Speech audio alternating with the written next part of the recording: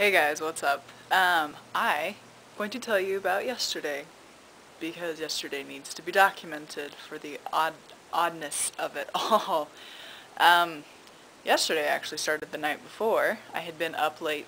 I had been studying for a test, and I went to school the next day. My nutrition teacher didn't show up. She's sick, so I kind of sat there and was like, oh good, it gives me a little bit more time to study for my test.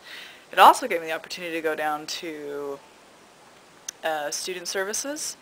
Apparently, because of my age and my demographic and my income and all of that, I qualify for some extra grants and scholarships. So I applied to see if I would make that.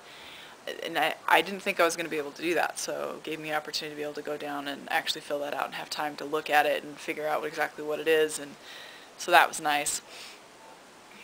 And then I got to go and take my test.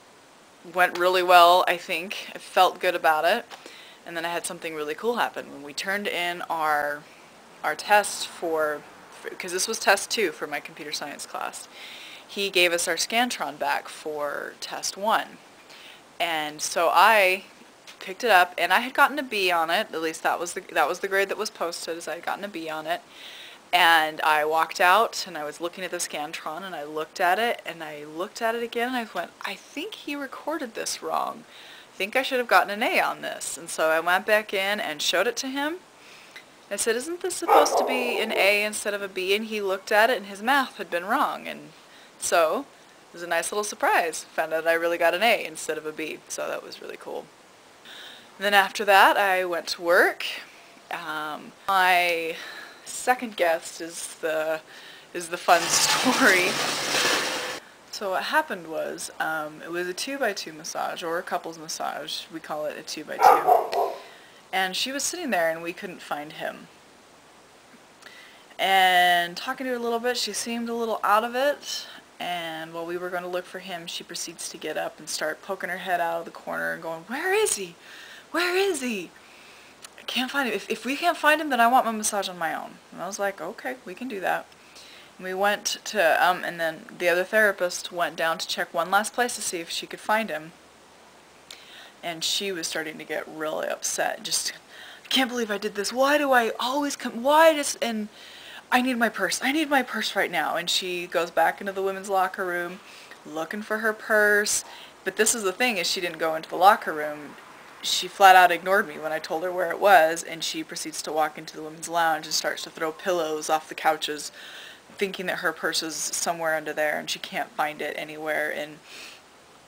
And fortunately, my coworker poked her head around the corner, said, we found him. He had fallen asleep in the conservatory. She proceeds to start cussing and yelling down the hall. I'm in a spa, mind you, just going, ma'am, he's just right over here, we'll go find him. And she proceeds to tell us that she's really upset and that she doesn't even want to have her massage done anymore. And so I said, I can take you back to the locker room if you'd like. She's like, no, I want to hit him. You guys better call security on me because I bet you deal with drunk people all the time, so you better call security on me.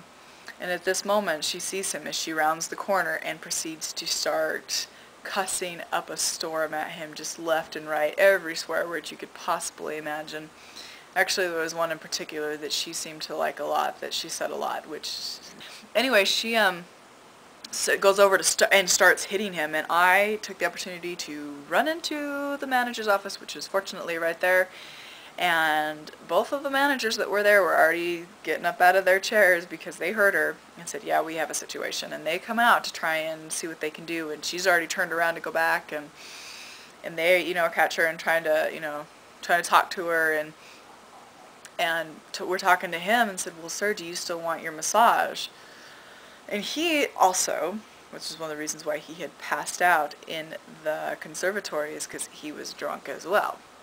And she proceeds to walk all the way back into the women's locker room, still yelling and cussing. And the front desk manager, I'm going to call you out, Susie, on the internet, but she was my hero in the situation. She just walks right up to her and just says, ma'am, first thing you need to do is to quiet down, and second thing you need to do is to get your stuff and you need to leave my spa.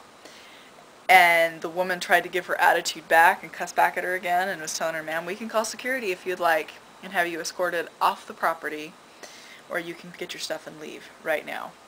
And so the lady's like, okay, and she changes and she's been kicked off. She's been nixed from the property. So we go back to the gentleman, and he says, well, can we reschedule for tomorrow? So you can go take care of that up at the front desk if you'd like. And Susie again gets him and says, sir, come back tomorrow when you're sober. And they've been 86 from the spa. They're not allowed back at all. And I just was kind of I've had people before that were a little tipsy, but nothing to this extent to where she was that physically upset and that physically violent. It's one of those stories that I'll remember for a while. It was a very good day. It was a very memorable day. Had a lot of, it had good things, like things that I would have said, this is a good day, this is a good thing, and then I had experience that just trumped all of it and topped everything. It was definitely an interesting day.